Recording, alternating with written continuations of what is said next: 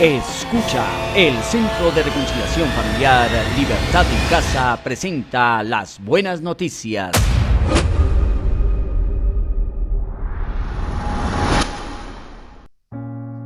Bienvenidos a esta entrega de las buenas noticias. Estamos en la serie La Estrategia de la Serpiente y durante este ciclo hemos estudiado cómo el enemigo aplica un plan estratégico en 10 ejes temáticos que lo mantienen vigente en el mundo. Primero, para desvirtuar la verdad y luego para influenciar en las relaciones humanas y para mantener cautiva el alma. También estudiamos el robo de la identidad, la valía y la dignidad, y ayer veíamos una de las estrategias más efectivas que ha tenido y es la mimetización como herramienta de influencia y gobierno. Primeramente en la iglesia, donde se manifiesta en falsos maestros, hipocresía, divisiones y religiosidad superficial. El antídoto es la vigilancia, el discernimiento y la fidelidad a la palabra. Es por esto que no me canso de orar a Dios para que al escuchar puedas ser lleno del conocimiento de la verdad, que como un detector espiritual te permita ver al diablo camaleónico en función y así liberarte de su influencia, opresión y gobierno. El apóstol Juan hace una advertencia directa al respecto cuando escribe: hijitos, han llegado los últimos tiempos, y así como ustedes oyeron que el anticristo viene, ahora han surgido muchos anticristos. Por eso sabemos que han llegado los últimos tiempos. Ellos salieron de nosotros, pero no eran de nosotros. Si hubieran sido de nosotros, habrían permanecido con nosotros, pero salieron para que fuera evidente que no todos son de nosotros. Pero ustedes tienen la unción del Santo y conocen todas las cosas. No les he escrito porque no conocen la verdad, sino porque la conocen y porque ninguna mentira procede de la verdad. ¿Quién es el mentiroso sino el que niega que Jesús es el Cristo? Este es el anticristo, el que niega al Padre y al Hijo. Todo aquel que niega al Hijo tampoco tiene al Padre. El que confiesa al Hijo también tiene al Padre. Que permanezca en ustedes lo que han oído desde el principio. Si lo que han oído desde el principio permanece en ustedes, también ustedes permanecerán en el Hijo y en el Padre. Y esta es la promesa que Él nos hizo, la vida eterna. Les he escrito esto acerca de los que engañan, pero la unción que ustedes recibieron de Él permanece en ustedes y no tienen necesidad de que nadie les enseñe. Así como la unción misma les enseña todas las cosas y es verdadera y no falsa. Permanezcan en Él, tal y como les he enseñado. Y ahora, hijitos, permanezcan en Él para que cuando se manifieste tengamos confianza y cuando venga no nos alejemos de Él avergonzados.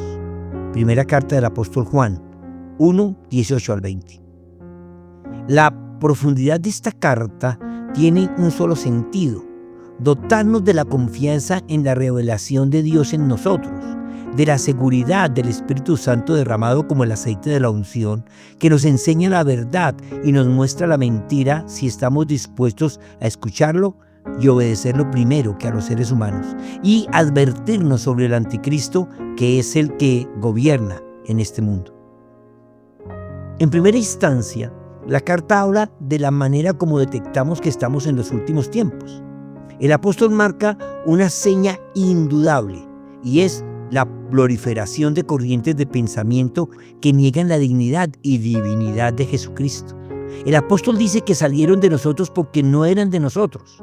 Así que una evidencia clara de la temporada que vivimos es la separación de la fe verdadera por la inserción de la fe supersticiosa que calma la ansiedad del alma, otorgándole lo que ella desea, como la manera de calmar el llanto de un niño dándole una colombina, pero mezclada con la incredulidad y la apostasía. Pablo se une a Juan en esta proclamación de advertencia. Él escribió: de ninguna manera se dejen engañar, porque ese día no vendrá sin que antes venga la apostasía y se manifieste el hombre de pecado, es decir, el hijo de perdición, el cual se opone y se enfrenta a todo lo que se llama Dios y es objeto de culto.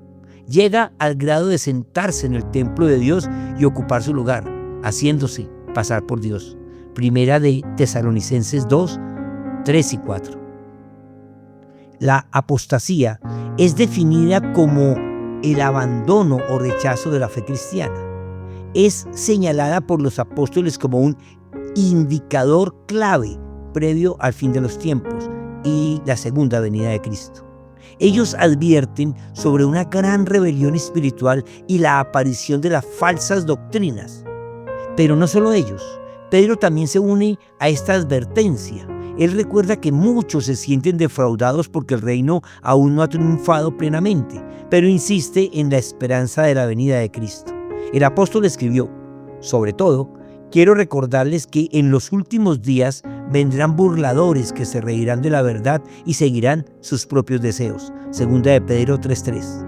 Judas, el hermano del Señor, en su carta apostólica también hace la advertencia declarando la infiltración del enemigo para apartarnos de la verdad. Él escribió: queridos amigos, con gran anhelo tenía pensado escribirles acerca de la salvación que compartimos. Sin embargo, ahora me doy cuenta de que debo escribirles sobre otro tema para rogarles que defiendan la fe que Dios ha confiado una vez y para siempre a su pueblo santo. Les digo esto porque algunas personas que no tienen a Dios se han infiltrado en sus iglesias diciendo que la maravillosa gracia de Dios nos permite llevar una vida inmoral. La condena de tales personas fue escrita hace mucho tiempo, pues han negado a Jesucristo, nuestro único dueño y Señor. Judas 3:3-4. Y para completar el cuadro apostólico, Santiago advierte sobre el peligro de una fe ritual y teórica que no se traduce en acciones que manifiesten la verdad y el amor. Él define la verdadera religión como una vida práctica de justicia social y ayuda, y de mantenerse sin mancha del mundo. Él invita a tener paciencia en la esperanza de la venida del Señor. Yo pienso que la base doctrinal que advierte sobre la infiltración y la manifestación del tiempo del fin está conjugada en todos los pilares del Evangelio, que son estas personas: Juan, Pedro, Pablo, Santiago y Judas, quienes son el fundamento de la fe y la doctrina apostólica. Así que solo basta con mirar nuestro entorno social, cultural y de gobierno para entender que las señales son ineludibles y que el gobierno del diablo es producto de un plan bien desarrollado para influenciar en todas las esferas sociales, religiosas y culturales de la humanidad. Es que uno de sus principales trofeos, como lo vimos en algunos de nuestros estudios de esta serie, es separar el estado de la fe y pretender que las decisiones estatales no tienen nada que ver con el reino de Dios. En los evangelios, el mismo Jesús habla de Satanás como el príncipe de este mundo, pero no es una persona, como lo imaginan muchos. Es un espíritu inmundo que influencia la mente de los gobernantes y de las eminencias para dirigir los estados hacia su gobierno. Pablo lo llama el Dios de este mundo, 2 Corintios 4:4, que ciega el entendimiento, y Lucas 4:6 muestra a Satanás ofreciendo el poder sobre los reinos del mundo, revelando su pretensión de dominio. Es que su influencia ha estado en toda la historia de la humanidad, haciendo la tarea de separar al ser humano de su creador. Agustín de Hipona, en su libro La ciudad de Dios, distingue entre la civitas Dei, o la ciudad de Dios, y la civitas terrena, o la ciudad de la tierra, mostrando cómo el poder terrenal puede ser instrumento del mal cuando se absolutiza.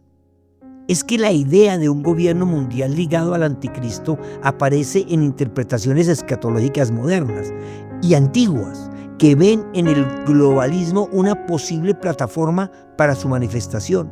El mundo camina hacia una estructura económica, social e inmoral que uniforma las corrientes de pensamiento anticristiano, que está desvirtuando la verdad con doctrinas huecas, sin valor científico y sin fundamento esencial. Muchos pensadores reflexionan sobre el misterio del mal como algo que se infiltra en estructuras sociales y políticas difícil de racionalizar, pero evidente en la historia humana. Los imperios, la opresión y los acontecimientos como el Holocausto judío a manos de los nazis son parte de esa estrategia satánica de mimetizarse para someter el mundo a su control. Juan dice que salieron de nosotros, pero no eran de nosotros. Es que si vemos la historia reciente, los pensadores anticristianos que han influenciado el mundo y transformado la moral en el relativismo, humanismo y hedonismo que hoy predominan son procedentes de la fe. Federico Nietzsche, entre el 1844 y el 1900, es un hijo de un pastor luterano. Creció en un ambiente fundamentalmente religioso, pero más tarde se convirtió en uno de los críticos más radicales del cristianismo, llamándolo la moral de esclavos y proclamando la muerte de Dios. Él es la base del fundamento de las ideologías del superhombre que dieron pie a la depravación de género en la actualidad. Carlos Marx, 1818-1883.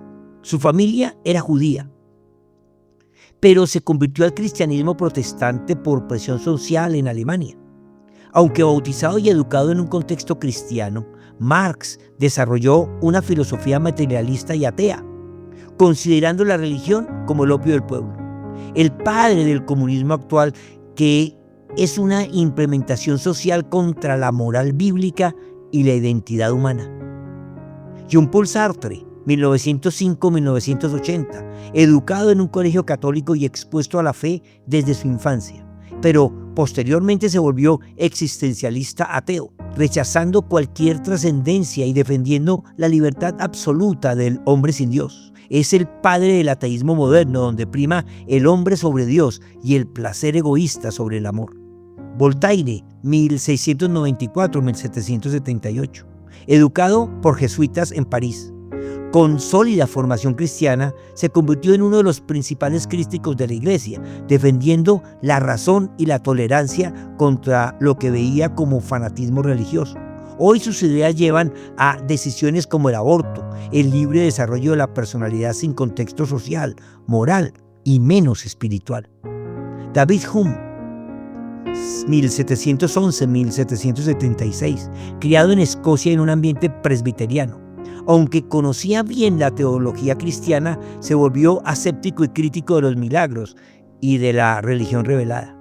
Todos ellos y muchos más pensadores son resultado de la mimetización del enemigo y fuente de la modernidad, la depravación y la condenación. Todos tienen como factor común una educación religiosa temprana. Muchos recibieron formación cristiana en la infancia, pero reaccionaron contra el dogma y sus críticas nacieron en parte como respuesta a lo que consideraban rigidez o incoherencia en la fe. Estos ejemplos pueden servirnos para mostrar cómo la mimetización del mal también se da en el ámbito intelectual. Pensadores que, partiendo de raíces cristianas, terminaron promoviendo visiones contrarias a la fe y proyectando un mundo sin Dios, a donde nos dirigimos en estos tiempos finales.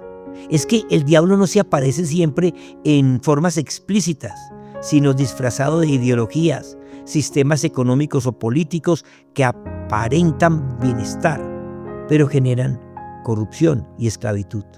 El apóstol Juan también escribió: sabemos que los hijos de Dios no se caracterizan por la práctica del pecado, porque el Hijo de Dios los mantiene protegidos. Sabemos que somos hijos de Dios y que el mundo que nos rodea está controlado por el maligno. Y sabemos que el Hijo de Dios ha venido y nos ha dado entendimiento para que podamos conocer al Dios verdadero. Y ahora vivimos en comunión con el Dios verdadero porque vivimos en comunión con su Hijo, Jesucristo. Él es el único Dios verdadero y es la vida eterna. 1 Juan 5, 18 al 20. Entender esta verdad y saber cómo Dios tiene el control aún sobre la infiltración del enemigo nos da seguridad. Esta es la manera de responder en este tiempo con discernimiento espiritual constante, sin olvidar que el dominio del mal es temporal y limitado. Por eso debemos aferrarnos a la promesa de redención y al triunfo final de Cristo. Maranata, comparte. Alguien que conoces necesita escuchar. Las buenas noticias son una producción de la Fundación Centro de Reconciliación Familiar Libertad en Casa. Síguenos en Facebook, YouTube e Instagram. Libertad en Casa, conquistando la tierra con la cultura del cielo.